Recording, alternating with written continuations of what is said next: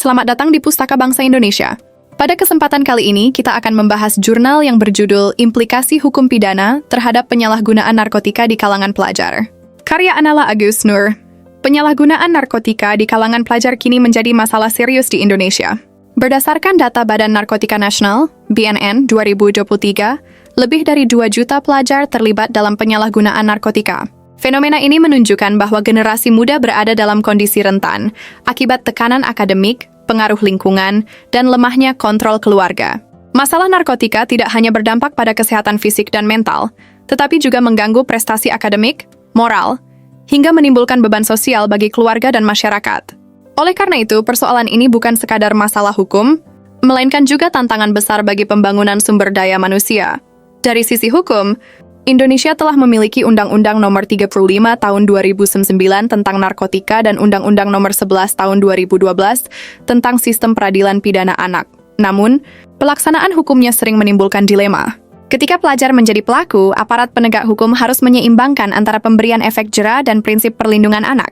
Banyak kasus menunjukkan bahwa pelajar lebih membutuhkan rehabilitasi daripada hukuman penjara. Namun, keterbatasan fasilitas, tenaga ahli, serta stigma sosial sering membuat pendekatan rehabilitatif sulit diterapkan secara maksimal. Penelitian ini menggunakan metode kualitatif dengan pendekatan yuridis sosiologis. Data dikumpulkan melalui wawancara dengan aparat hukum, guru, pelajar, dan lembaga rehabilitasi.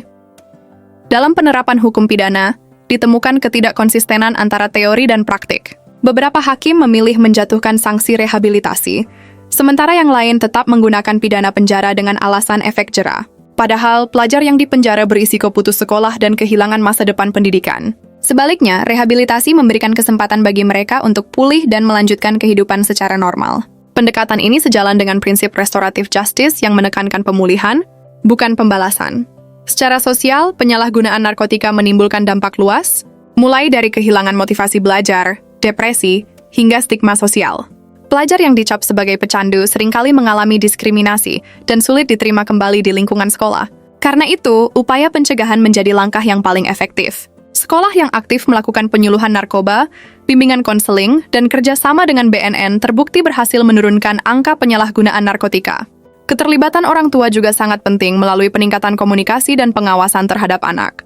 Secara keseluruhan, penelitian ini menegaskan bahwa penyalahgunaan narkotika di kalangan pelajar adalah persoalan hukum dan sosial yang saling berkaitan. Segera kirimkan naskah terbaik Anda dan bergabunglah bersama kami di Pustaka Bangsa Indonesia.